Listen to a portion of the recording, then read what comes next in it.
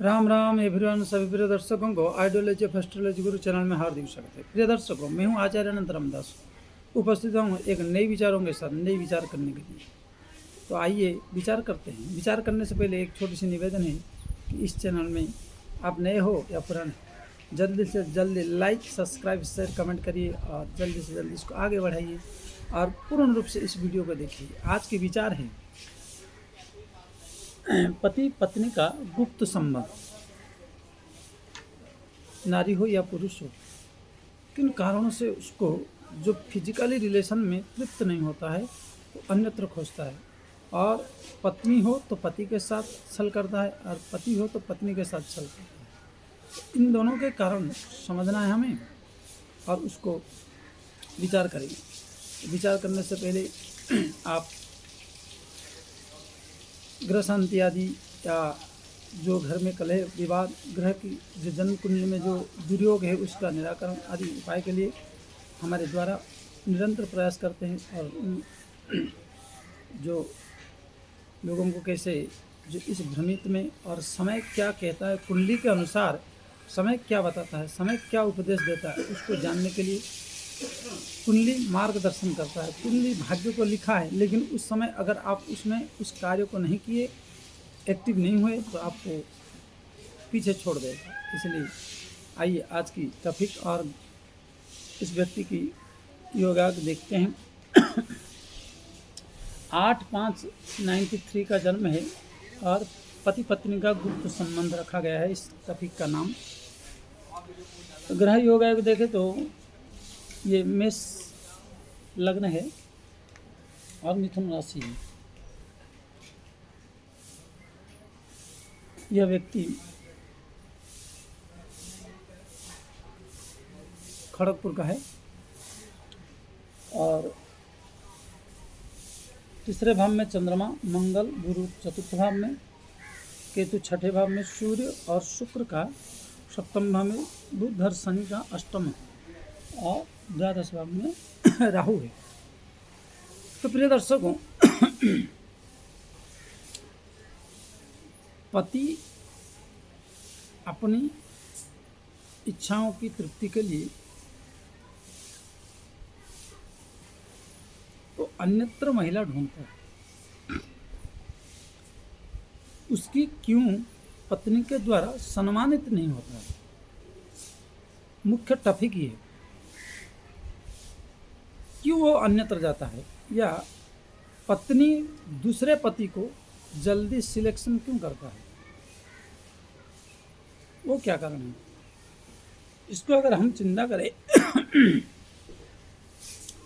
उसका मुख्य उद्देश्य है सप्तम भाव पत्नी का भाव और पार्टनरशिप का अर्धांगिनी का भाव कहा गया है।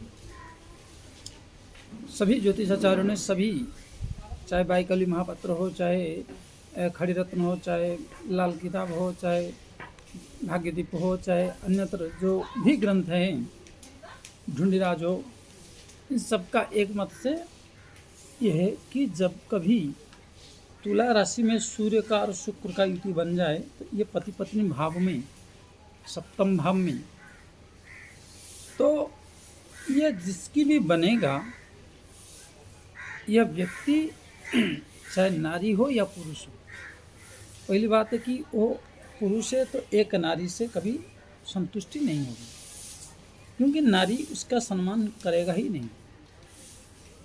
नारी उसकी सम्मान नहीं करेगी, क्योंकि सूर्य यहाँ सप्तम अर्थात सप्तम भाव में अकारक भी है और तुला राशि में है।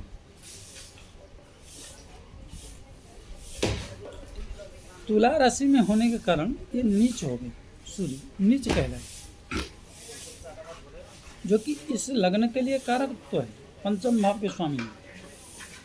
परंतु पंचम भाव में का स्वामी आकर यहाँ नीच हो जाना, सूर्य का एक ही राशि, तो उससे क्या है कि उसकी जो पत्नी है, शुक्र है, वो इस लग्न के विरोधी है, जिसके कारण इस महिला कभी इस पुरुष का जो हृदय से एक पति पत्नी का रिश्ता या एक गर्लफ्रेंड बॉयफ्रेंड का रिश्ता अगर इस जगह पर गर्लफ्रेंड ले लिया जाए, गर्लफ्रेंड की रिश्ता हो तो गर्लफ्रेंड क्या करेगी कि उसके साथ रहेगी, तो उस व्यक्ति की पैसा पर ही, मतलब शुक्र जो है स्त्री का स्वरूप है, तो पैसा पर ही इसकी लोभ रहेगा, लालच रहेगी पुरुष की। अगर पुरुष है तो केवल महिला कहीं ना कहीं एंगेजमेंट होगी, तो महिला जब एंगेजमेंट है तो उससे भी या तो उसकी जिस्म का प्यासा, या वो कोई जॉब वगैरह में सेटलमेंट हो, या पैतृक संपत्ति अच्छी खासी होने के कारण पुरुष का केवल नारी के जीवन के साथ खिलवाड़ करने के लिए और निहित स्वार्थ के लिए, परंतु 100 में से 99% हम गारंटी दे के, या 100 भी कह दूं तो अति कम नहीं होगा, उसका उसकी इच्छा के मुताबिक संबंध नहीं होगा। हाँ, परंतु ऐसा जिसका भी बने तुला राशि में सूर्य और शुक्र का, तो उसकी जो आने वाले जो मतलब फिर सामने वाला पार्टनरशिप बढ़िया होता है।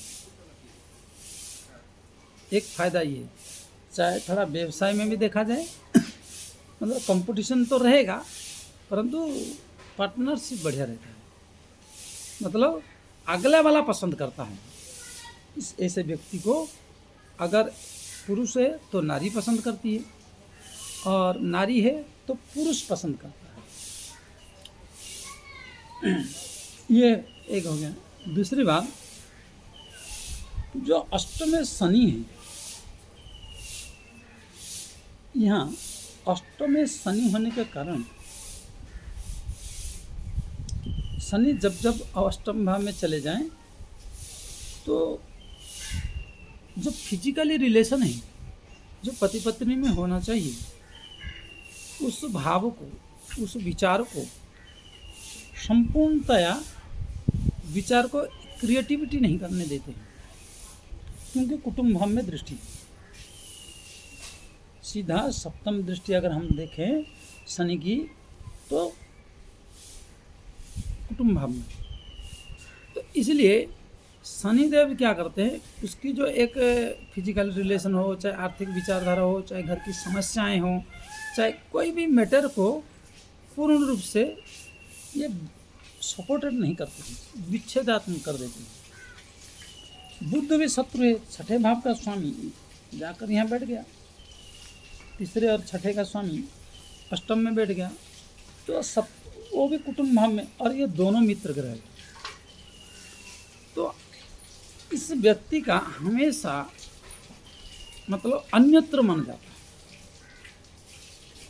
हर चीज में अन्यत्र मन को लगाकर वो व्यक्ति बैठा रहता है,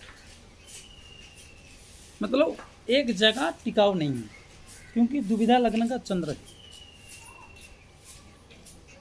हर घड़ी दो मन, दो विचार, मतलब किसी में टिकावदार नहीं है, विश्वसनीयता नहीं है। जो विश्वसनीयता होना चाहिए उस विश्वसनीयता के ऊपर कार्य करना इनका नहीं हो पाता, जिसके कारण ये व्यक्ति की जो गोल है घड़ी घड़ी बदलता रहता है। और बड़ी चमत्कार की बात यह है कि ऐसे व्यक्ति को राहु का जो पंचम दृष्टि है मंगल और गुरु पर, तो मिल भी जाते हैं, क्योंकि सूर्य यहाँ नीच होने के कारण ये कई बार अगर तुला राशि में जब जब गोचर कुंडली में, काल पुरुष की कुंडली गोचर कुंडली में हर साल एक बार संक्रांति से संक्रांति जब सूर्य परिवर्तित है, जब कन्या राशि से तुला राशि की ओर जाते हैं, और उस महीने में ये अधिकांश गलत रिलेशन में फंसने का और मानहानि का योग बनता है। जब कभी भी ये पुरुष भी हो सकती है, ये पुरुष भी हो सकता है, या नारी भी हो सकती है।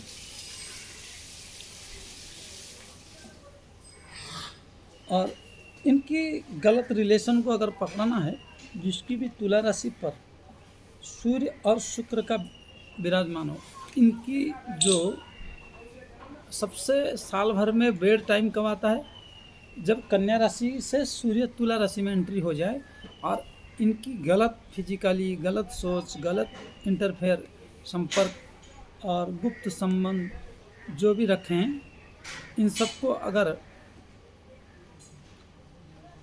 डिस्क्लोज कराना है तो तुला राशि में जब सूर्य गोचर कर रहे हों तब इनको थोड़ा नज़र रखेंगे तो पकड़ा जाएंगे। परंतु खासियत यह है कि यह व्यक्ति अगर मोटिवेशन कहीं से भी हो गया, मतलब पसंद कर लिया आपको, ये नारी हो या पुरुष, तो आपको पसंद कर लिया तो छोड़ेगा नहीं। अपनी चड्डी बानियान तक बेच के पुरुष होगा तो दे देगा, और नारी तो आप छल कपट हर प्रकार से करके उसको पुरुष को सपोर्ट करेगा। ये इस कुंडली का एक खासियत है।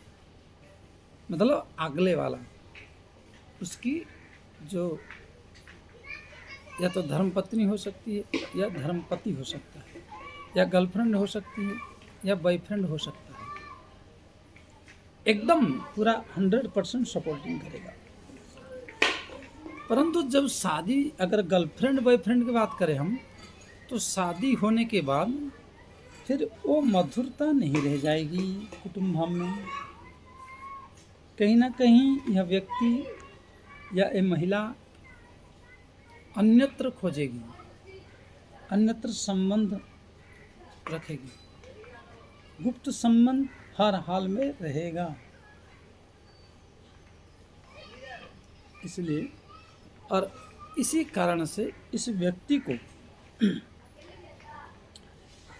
58 के बाद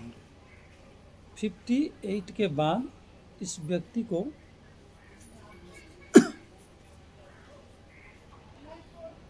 या 48 पर ऐसा प्रमाणित है, और एक दो जगह मैंने आजमा के देखा हूँ कुंडलियों में।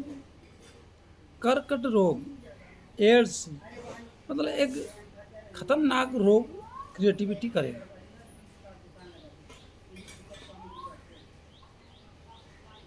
कहीं ना कहीं किसी भी हालत में।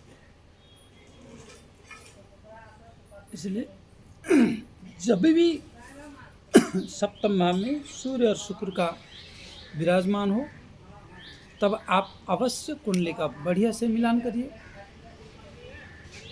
और गुण मिलाइए, तब विवाह कराइए। जल्दीबाजी में नहीं रहिए, नहीं तो आपको इन संबंधों के कारण अनुमान और परेशानियां झेलना पड़ेगा। आगे पुनः फिर मिलेंगे अगली वीडियो में। और जो भी भाई बहन, मेरे प्रिय साथी, मेरे चाहन वाले देख रहे हैं, जल्दी से जल्दी इस वीडियो को लाइक, सब्सक्राइब, शेयर, कमेंट करिए। और हमारे द्वारा श्रीमद् भागवत कथा, ग्रह शांति और जो घर की विवाद हैं, कलह है या व्यापार, बिजनेस, अन्यत्र कहीं भी जाते हैं, उसका कार्य सफलता नहीं मिलता है, या आपकी दुश्मन आपको परेशान कर रखेंगे, तो उसकी भी निराकरण आदि किया जाता है। कुछ उपाय बता के या कुछ तावीज़ वगैरह के माध्यम से। अगर आप इच्छुक हैं तो हमारे दिए गए टाइटल के नीचे संपर्क कर सकते हैं उस कॉन्टैक्ट नंबर पे। और यो यथा माम प्रपद्यन्ते तम तथैव भजामि हम, उसका श्लोक लगेगा और उसके अनुसार हम उसका निराकरण के लिए उपाय बताते हैं या करते हैं।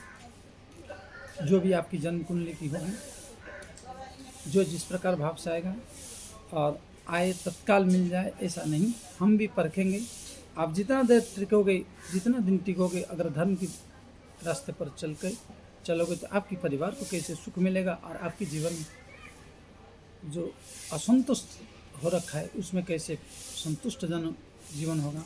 इसके लिए कुछ आपको भी करना पड़ेगा, कुछ हमें भी करना पड़ेगा। और कोई फ्री फोकट में तो कोई आजकल होता नहीं, कोई चीज़, कोई एक बोतल पानी तक नहीं देता। इसलिए कई जने कॉल करते हैं कि फ्री में हो जाए, तो ये आशा ना रखें, शुल्क लगेगा और आगे। जय श्री राम।